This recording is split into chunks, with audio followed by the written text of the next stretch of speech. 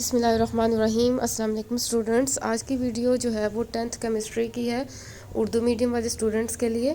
तो इसमें मैं आपको पूरा पेपर सॉल्व करते हुए दिखाऊंगी और ये पेपर जो है मुझे अटैम्प्ट करते हुए ऑलमोस्ट 1.5 घंटा लगा था, जबकि 145 जो है आवर्स होते हैं ये पेपर अटैम्प्ट करने में। तो मैंने क्योंकि ये जो है वो स्पीडली आपको शो किया है क्योंकि वीडियो बहुत लेंथी हो जाती है। अदरवाइज़ मैं आपको टोटल टाइम बता रही हूँ तो मेरा बस जस्ट 1.5 घंटा लगा था, उससे भी शायद कम लगा था। तो देख लिया, सबसे पहले आपने 605 कट मार्कर लेना है और एक 604 कट मार्कर लेना है और इंक पेन। अच्छा जी, 605 कट मार्कर से मेन हम सब इसकी मेन हेडिंग्स बनाएंगे। हमें आपको पता है हमेशा मैं अंडरलाइन जो है वो एंड पे करती हूँ पेपर के। आराम से पहले हेडिंग्स लिख लेती हूँ, पेपर अटैम्प्ट कर लेती हूँ, उसके बाद इजीली अंडरलाइन करती हूँ। तो इंशाअल्लाह तर्ज की मेन हेडिंग आएगी, उसके बाद हिस्सा अव्वल की हेडिंग आएगी, शॉर्ट क्वेश्चन की हेडिंग आएगी, मुख्तसर सवालात के जवाबात। उसके बाद सवाल नंबर 2 स्टार्ट हो जाएगा। उसका जो पार्ट आपने अटैम्प्ट करना है वो हम नंबरिंग देंगे।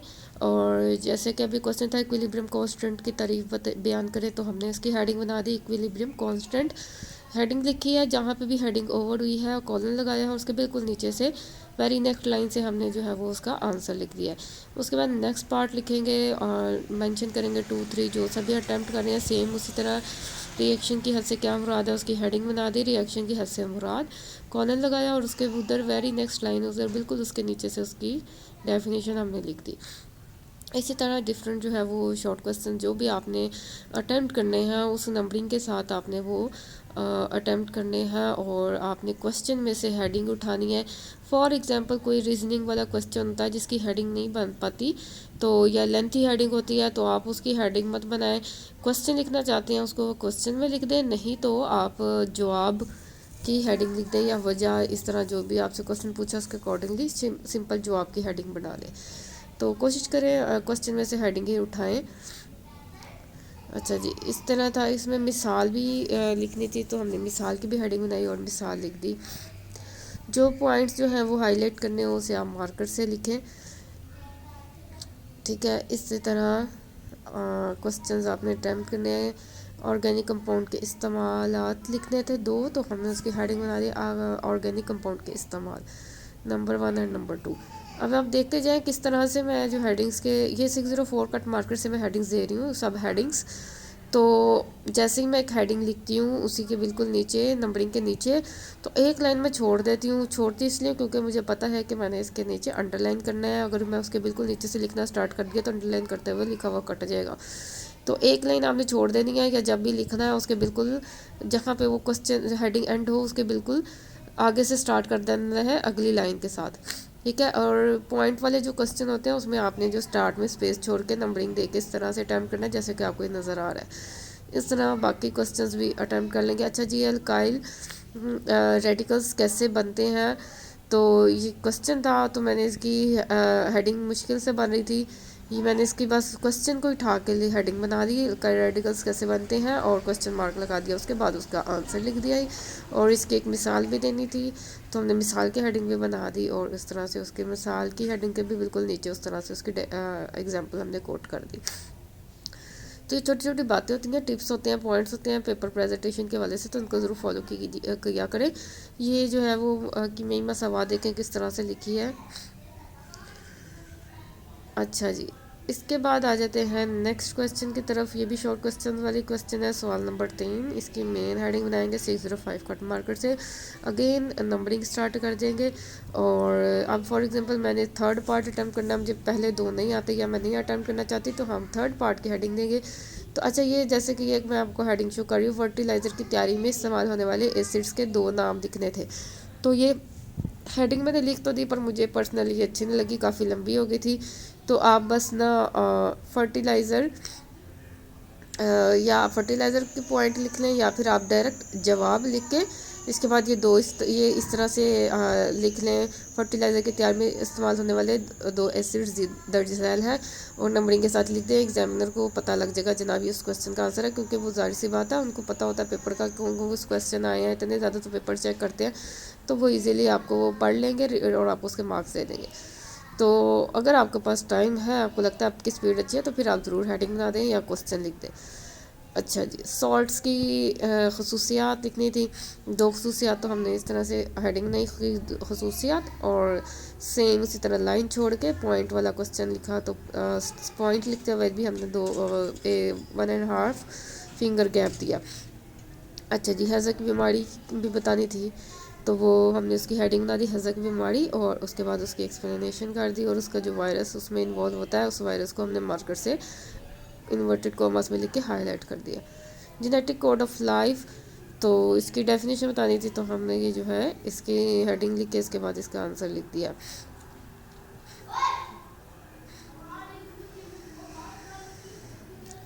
आप लोगों के लिए ये मैंने जो है इस तरह से डाटा कलेक्ट करके पेपर अटेम्प्ट किया है आप लोगों की प्रेजेंटेशन रेडी करने के लिए। अच्छा, इसमें एक चीज़ देख लीजिए, ये मैं साथ साथ ना इंग्लिश में भी थोड़ा सा लिख लूँ, जेनेटिक कोड ऑफ लाइफ। अगर आपको जो मुश्किल वर्ड्स होते हैं फिर इसमें केमिस्ट्री में, तो उसकी अगर आपको इंग्लिश आती है, इंग्लिश में आप कोट कर सकते हैं, तो उसका ज़रूर लिखें। इससे जो है एक तो प्रेजेंटेशन अच्छी आती है, दूसरा एक अच्छा इंप्रेशन पड़ता है एग्जामिनर पे कि आपको उर्दू के साथ इंग्लिश में भी थोड़ा बहुत आता है, क्योंकि आप उर्दू मीडियम के स्टूडेंट्स हैं, तो इमेजिन किया जाता है कि आपको इंग्लिश में इसका नहीं पता। तो अगर आप साथ साथ थोड़ा सा लिख देंगे हेडिंग के साथ, तो ज़रा अच्छा इंप्रेशन पड़ेगा। लॉन्ग क्वेश्चन में ज़रूर इस तरह से लिखिएगा, मैं आगे आपको दिखाऊंगी लॉन्ग क्वेश्चन मैंने कैसे लिखा है। ये देखिए, इस तरह से ग्लूकोज और फ्रुक्टोज के जो हमने वो है वो कीमियाई रखी है, ये लिखी है मार्कर से। मैंने सिंपल ब्लू मार्कर से लिखा है, आप 604 कट मार्कर से भी लिख सकते हैं। ये ग्लूकोज और फ्रुक्टोज। अच्छा जी, इस तरह से मैंने सेंटर पे लाइन लगा ली और ये डिफरेंस बता दिया। अच्छा जी, अब सवाल नंबर 4, नेक्स्ट रो क्वेश्चन लिखने से पहले मैंने देखे एक लाइन ज़रूर छोड़ी है, क्योंकि मैंने यहाँ पे एंडिंग लाइन लगानी है एंड पर। तो ये चीज़ों का ध्यान रखा करें, ये आप लोगों की प्रैक्टिस से आएगा, जितनी आप प्रैक्टिस करते जाएंगे। सॉल्वे प्रोसेस के लिए रॉ मेटल्स के नाम लिखने थे, तो ये भी अब हेडिंग जैसे कि लेंथी है, तो आप जस्ट जो है वो पेन से लिखें सॉल्वे प्रोसेस के लिए रॉ मेटल्स के नाम मंदरजा झैल हैं, और आगे एक लाइन छोड़ के बाकी दो जो है उसके नाम लिखते हैं। अच्छा जी, इस तरह से ये डेफिनेशन इसकी लिखनी है, डेफिनेशन लिख रही है। डेफिनेशन इसकी शॉर्ट थी, तो मैंने इसको जो है इन्वर्टेड कोमा में लिखा है। अब इन्वर्टेड कोमा मैं एंड पे लगाती हूँ, पहले मैं इसकी एक्सप्लेनेशन लिख लूँ। अब मैंने एक्सप्लेनेशन लिखने के लिए एक लाइन छोड़ दी है, ताकि थोड़ा सा फ़र्क पता लगे। मिसाल के तौर पर यहाँ पे मिसाल की हेडिंग दूंगी। पहले मैंने क्वेश्चन का आंसर लिख दिया। अब ये देखिए, मैंने इन्वर्टेड कोमा लगाया, बार बार मार्कर नहीं मैं पकड़ती, मुझे जहाँ पे लगता है बाद में यूज़ करूँगी तो बाद में यूज़ कर लेती। ये देखें, ये जो छोटी छोटी चीज़ें हमारा टाइम सेव करती हैं। अच्छा जी, वाटर पोल्यूशन से क्या मुराद है। अब ये देखें, ये मैंने हेडिंग सब हेडिंग को इंग्लिश में भी साथ बिल्कुल नीचे इस तरह से लिखा है। ये देखें इसकी लुक कितनी ज़बरदस्त हो गई, प्रेजेंटेशन भी अच्छी आ गई, और एक लाइन भी हमने यूज़ कर ली।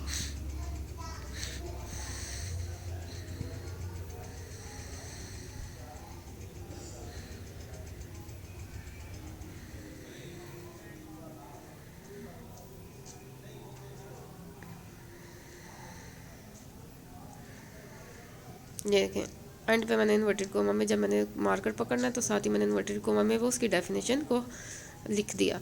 इसके बाद है पानी के सख्तपन दूर करने का तरीके। ये भी अब एक लाइन छोड़ के जो है आपने इसकी बतानी है, दो तरीके बताने थे, टेम्परेरी हार्डनेस भी, और जो है वो परमानेंट हार्डनेस दूर करने के तरीके। तो ये देखें, इस तरह से लिख रही हूँ मैं। आप देखें, ये मैंने सिंपल ब्लू मार्कर से जो है इस तरह से उसकी सब हेडिंग की भी सब हेडिंग बनाई है, ये देखें, ठीक है। अच्छा जी, इसके बाद एटमॉस्फेयर और माहौल में फ़र्क बताना था। एटमॉस्फेयर का देखो मैंने इसमें इंग्लिश में लिख दिया है, थोड़ा सा अच्छा लगता है, हेडिंग को लुक अच्छी आ जाती है। अच्छा जी, इसके बाद हिस्सा 2 लिखने से पहले एक लाइन छोड़ दें, ताकि हम उसमें एंडिंग लाइन लगा दें कि हमारी शॉर्ट क्वेश्चंस कवर हो गया। हिस्सा 2 जो है वो बोल्ड करके आपने एक पूरी लाइन के अंदर लिखना है, और तफसील एक लाइन छोड़ के फिर एक और लाइन के अंदर आपने तफसीली सवाल के जवाब की मेन हेडिंग डालनी है। इसके बाद है सवाल नंबर 5, 6 या 7 जो भी अटैम्प्ट करना है वो नंबर बताएंगे। यहाँ पे मैं अलिफ लिखना भूल गई थी, अलिफ बे जो होते हैं, तो वो मैंने एंड पे लिख दिया था। तो यहाँ पे मेन हेडिंग आती है इसकी, सॉफ्ट और हार्ड वाटर में फ़र्क बताना था। तो ये मुझसे ये थोड़ी सी मिस्टेक हो गई थी, मिस्टेक नहीं है, चलो वो ये मेन हेडिंग थी, तो इसको ना सेंटर में लिखना चाहिए था, मैंने ज़रा साइड पे लिख दिया, तो कोई मसला नहीं है, इस तरह भी अच्छी लग रही है। इसको मैंने देखा इंग्लिश में, लॉन्ग क्वेश्चन को इंग्लिश में भी लिखा, difference between soft and hard water. तो थोड़ी सी ना लुक अच्छी आ रही है और लाइन्स भी कवर हो रही हैं, लगता है बहुत लंबा क्वेश्चन अटैम्प्ट किया है। सॉफ्ट वाटर इसको भी इंग्लिश में लिख दिया, इसके सॉफ्ट वाटर की हमने डेफिनेशन या बता दी। इसके बाद क्योंकि डिफरेंस बताना है, इसके बाद हार्ड वाटर, इसकी भी हेडिंग बना दी और उसकी भी डिटेल लिख दी। इसके बाद जो है वो हमने इसमें एक लॉन्ग क्वेश्चन था, सॉफ्ट और हार्ड वाटर में फ़र्क बताएं और हार्ड वाटर के नुकसान लिखने थे। ठीक है, 5 नंबर का ये क्वेश्चन है। तो अब ये देखें, इसमें भी मैंने इसे इंग्लिश में लिख दिया, डिसएडवांटेजेस ऑफ हार्ड वाटर, एक लाइन छोड़ के, क्योंकि मैंने हार्ड वाटर के नुकसान उर्दू वाले को अंडरलाइन करना है। इसके बाद ये हार्ड वाटर के नुकसान मंदरजा झैल हैं। उसके बाद उसी तरह पॉइंट्स बना के हम इसके नुकसान लिखेंगे नंबरिंग के साथ। जब भी एक पॉइंट लिखना हो उसके स्टार्ट में थोड़ी सी स्पेस छोड़ेंगे। अब मैं नंबरिंग जो है वो एंड पे एक दफ़ा ही दूंगी, क्योंकि मैंने सारे पहले नुकसानात इसके ये लिख लेने हैं। आप देखते जाएं, बिल्कुल जहाँ से पहला पॉइंट लिखा था उसके बिल्कुल नीचे से सेकंड पॉइंट, फिर थर्ड पॉइंट।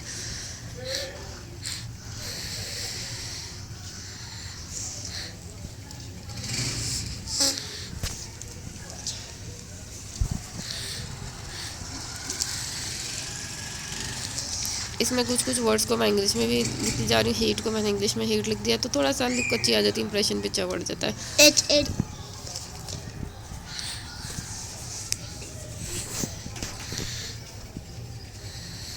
चलो जी, इसके बाद मार्कर से हमने आराम से इसकी नंबरिंग कर दी। 3 नुकसान लिखने थे इसके।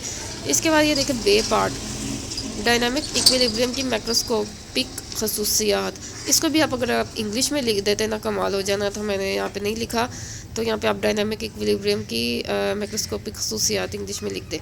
इसके बाद ये इसमें थोड़ी सी हमने वो प्रॉपर्टीज इसकी लिखी है। नंबरिंग आपको पता है, मैं एंड पे एक दफ़े मार्कर पकड़ के 1 2 3 लिख देती हूँ और अंदाजे से जो है वो इसकी प्रॉपर्टीज़ लिखती जाऊँगी, और हर प्रॉपर्टी स्टार्ट करने से पहले थोड़ी सी स्पेस छोड़ूंगी, ये जैसे जैसे यहाँ पे लिख रही मैं। बस 1 मिनट।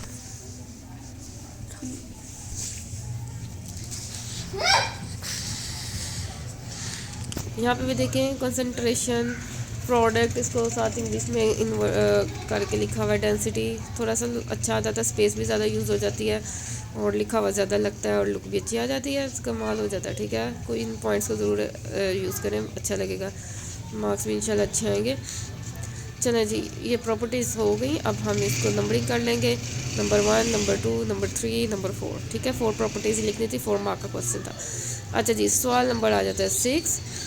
यहाँ पे भी अलिफ मैंने हेडिंग देनी थी, फिर भूल गई, आप ज़रूर दीजिएगा। यूरिया है, यूरिया में नाइट्रोजन की मकदार कितनी होती है, ये इसका शॉर्ट क्वेश्चन था, मतलब कि 1 नंबर का था, मुझे चाहिए था इसकी एक हेडिंग साइड पे बना लो। चलो सेंटर में भी लिख लिया, कोई मसला नहीं। इसकी थोड़ी सी हमने सारी डिटेल भी डाल दी। अब इस जिसकी परसेंटेज पूछी है, जैसे नाइट्रोजन की मकदार के, तो उसे मैंने मार्कर से लिख दिया परसेंटेज में 46.6%, ताकि इजीली प्रोमिनेंट हो जाए। अच्छा जी, मेन अब क्वेश्चन जो है 4 मार्क्स का ये है, यूरिया की अहमियत और मुकाम क्या है। यूरिया की अहमियत लिखनी थी। ठीक है, तो यहाँ पे देखें, मैंने इसको, ये मेन हेडिंग थी इसलिए इसको मैंने इंग्लिश में लिख दिया, इंपॉर्टेंस ऑफ यूरिया। देखिए, इतनी मुश्किल हेडिंग नहीं होती, अगर आपको इंग्लिश में लिख सकता है तो ज़रूर लिखिएगा। ठीक है, अब इसकी है हमने इम्पोर्टेंस स्टार्ट कर दी। इसी तरह पॉइंट के साथ नंबर 1 पॉइंट कर लिखा, और उसके बाद बाकी हम इसकी इम्पोर्टेंस लिखते जाएंगे।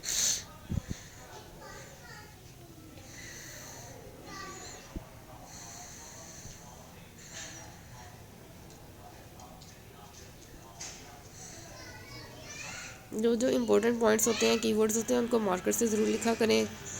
आज चाहे पेपर के एंड पे लिख दिया करें, अगर आपके पास टाइम बच जाए। जैसे यहाँ 90% था, इसे मार्कर से लिख देते।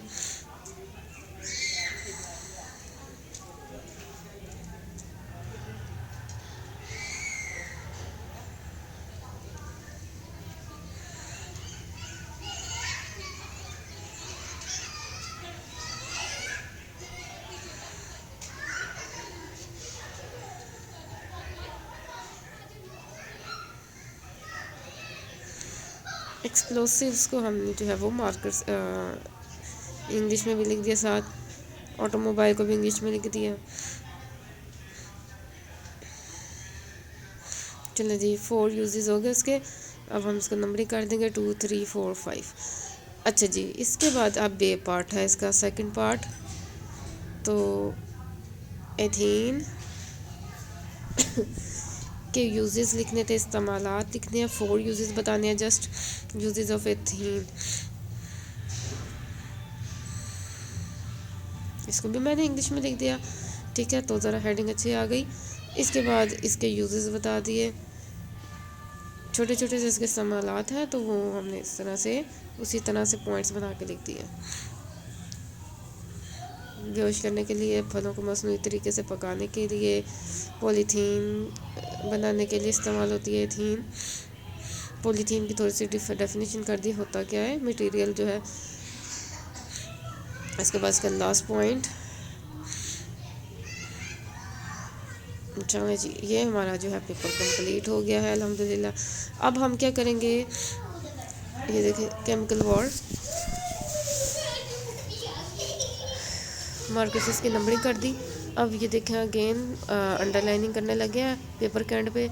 अच्छा जी, 605 कट मार्कर है जिसको मैंने कट किया हुआ है, एक साइड से बारीक एक साइड से मोटा, आपको पता है मैं हर दफ़ा बताती हूँ आपको। तो अच्छा, ये अंडरलाइन करते हुए ये ध्यान रखें बार बार लेफ़्ट राइट इस तरह पेजेस को घुमाना नहीं है, आपने एक ही साइड के पेपर्स को साथ को अंडरलाइन करते जाना है। फॉर एग्जांपल राइट साइड के हैं तो राइट साइड पे करते जाएं, तो उसके बाद जब राइट साइड कंप्लीट हो जाए फिर हम लेफ़्ट साइड पे करेंगे। अच्छा, जो मेन हेडिंग्स हैं लॉन्ग क्वेश्चंस की, उनको मैंने डबल डबल किया है, आप देख सकते हैं। अब मैं लेफ़्ट साइड वाली हेडिंग्स को अंडरलाइन करेंगे, देख लीजिए इस तरह जो है वो पेपर बार बार इधर उधर नहीं घूमता, ना गंदा गंदा होता। अच्छा, ये मेरे से पेज एक्स्ट्रा बच गया था गलती से ना, फिर पेज जो है वो रह गया था लिखने वाला, तो मैंने उसको कट करके एक्स्ट्रा लिख दिया। अगर आपसे भी पेपर में कोई ये देखें फाइनल इसकी मैं आपको दिखाती हूँ, कितना प्यारा पेपर रेडी हुआ है।